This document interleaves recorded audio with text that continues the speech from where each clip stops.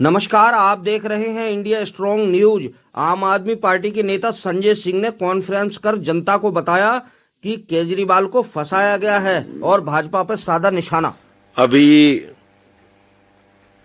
माननीय उच्च न्यायालय का फैसला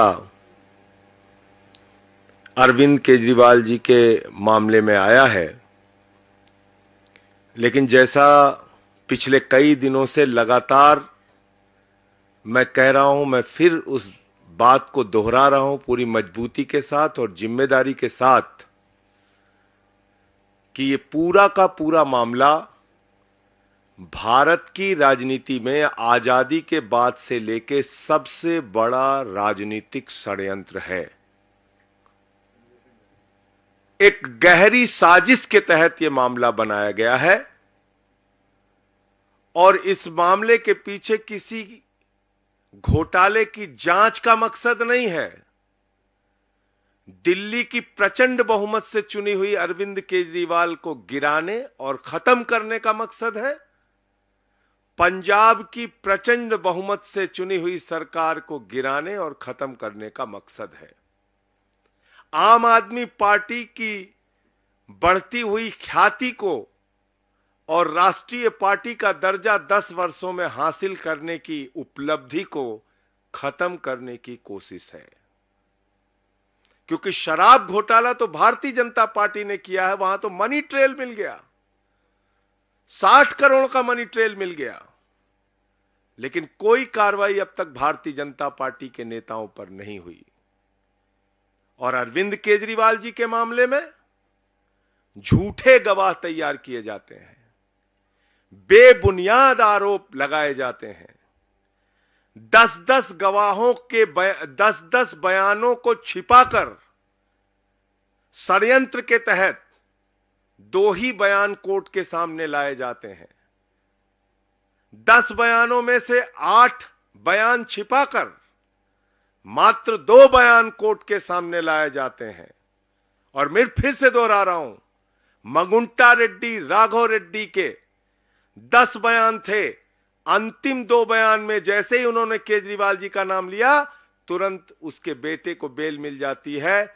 और मंगुंटा रेड्डी कौन है? आज की तारीख में वो एनडीए का प्रत्याशी है। आंध्र प्रदेश में नरेंद्र मोदी जी की तस्वीर लगा के वोट मांग रहा है, जिसके ऊपर भारतीय जनता पार्टी और ईडी ने शराब घोटाले का आरोप लगाकर उसकी जांच शुरू की थी।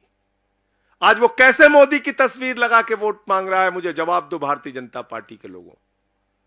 शरद रेड्डी 12 बयान उसके लिए जाते हैं, अरविंद केजरीवाल जी के बारे में एक शब्द नहीं बोलता। अंतिम 2 बयान में बोलता है, 10 बयान में नहीं बोलता। और जैसे ही 2 बयान में वो नाम लेता है केजरीवाल जी का, उसको तुरंत बेल मिल जाती है और वो छूट जाता है कमर दर्द के नाम पे। ये राजनीतिक षड्यंत्र नहीं तो और क्या है? चंदन रेड्डी नाम के एक गवाह का कान का पर्दा फाड़ दिया गया, हाई कोर्ट में उसने अपील की।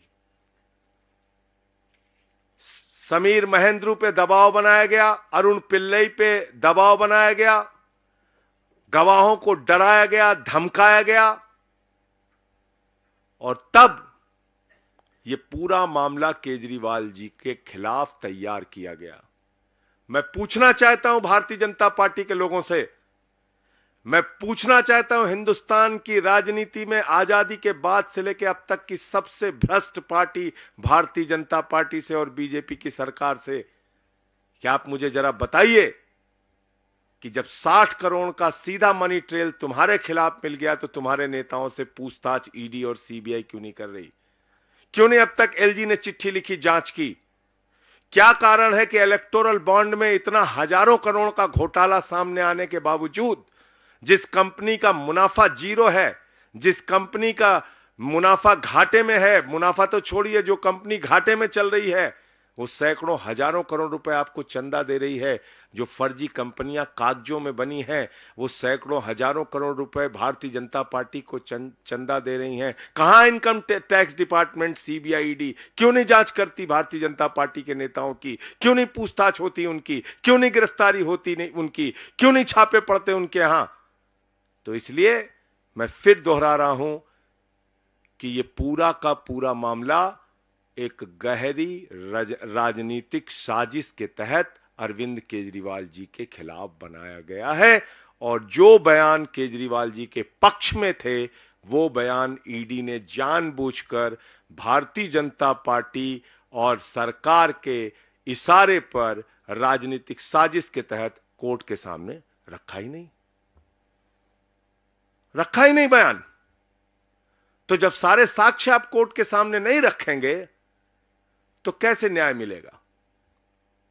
उस काम में हमारे जो केजरीवाल साहब के वकील हैं वो लगे हुए हैं और लगातार न्यायालय इस बात को देख रहा है। वकील सारे कागजात के इंस्पेक्शन कर रहे हैं। मुझे पूरी उम्मीद है कि माननीय सर्वोच्च न्यायालय से जल्द ही अरविंद केजरीवाल जी को न्याय मिलेगा। क्योंकि देखिए, न्याय की प्रक्रिया है और न्यायिक प्रक्रिया में कई बार विलंब होता है। पीएमएलए एक्ट में बहुत सारी जटिलताएं हैं, जिसमें जमानत मिलने के प्रावधान कठिन है, मुश्किल है।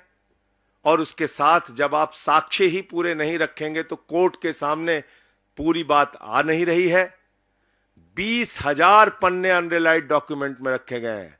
मैं सभी पत्रकार मित्रों को बताना चाहता हूं, ईडी ने 20,000 पन्ने अनरिलाइड अपॉन डॉक्यूमेंट में रखे हैं, यानी कि 20,000 कागजात छिपाए गए हैं, यानी कि 20,000 कागजात ईडी कह रही है इस पे हमें भरोसा नहीं है। जबकि सेक्शन 50 पीएमएलए में तो आप झूठा बयान ले ही नहीं सकते। सबसे पहले बताया जाता है सेक्शन 50 पीएमएलए में कि देखो भाई, झूठी गवाही दोगे तो तुम्हारे खिलाफ कार्रवाई होगी। तो किसके खिलाफ कार्रवाई की? अगर 8 बयान किसी आदमी ने दिए और केजरीवाल जी का नाम नहीं लिया, और अचानक जैसे उसने केजरीवाल जी का नाम लिया उसको बेल मिल जा रही है, तो वो 8 बयान झूठे तो है नहीं, क्योंकि वो सेक्शन 50 में दर्ज है। उसको आपने क्यों छिपा लिया?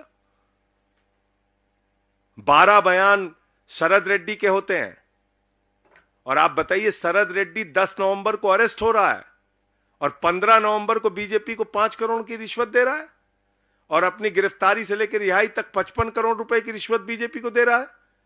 उसकी जांच नहीं होगी।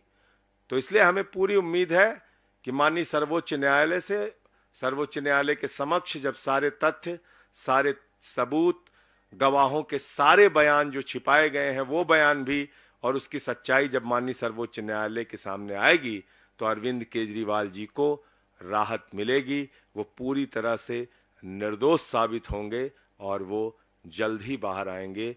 ये हमारा भरोसा है, यकीन है। गवाहों को मार पीट के बयान लिए गए हैं, ये ऑन रिकॉर्ड चीजें हैं। हाई कोर्ट तक में उन लोगों ने अपील की है, ये ऑन रिकॉर्ड चीजें हैं, ये कुछ छिपी नहीं है।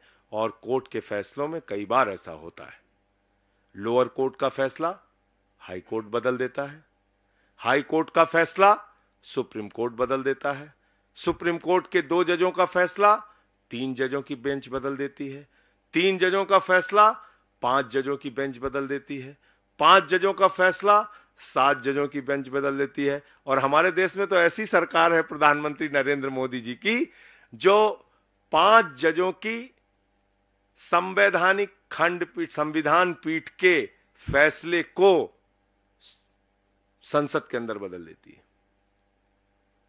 आपको याद ही होगा, 5 जजों ने फैसला दिया था दिल्ली सरकार के पक्ष में कि सर्विसेज उनके पास होनी चाहिए।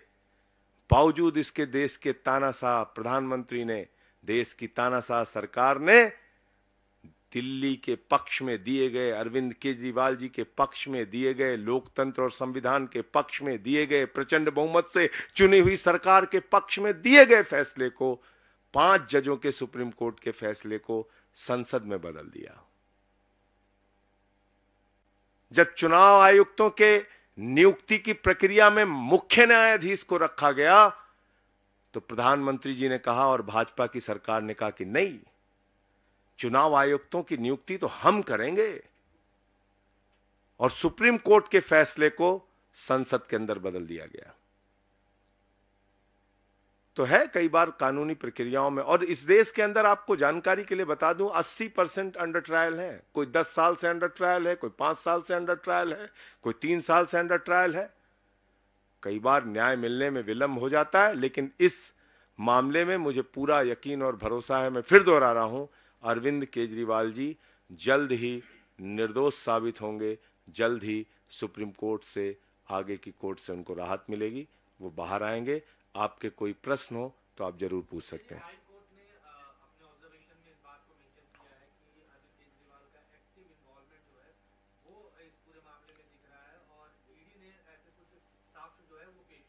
तो ईडी ने जो साक्ष्य अरविंद केजरीवाल जी के पक्ष में है वो नहीं पेश किए ना। मैंने तो आपको बताया।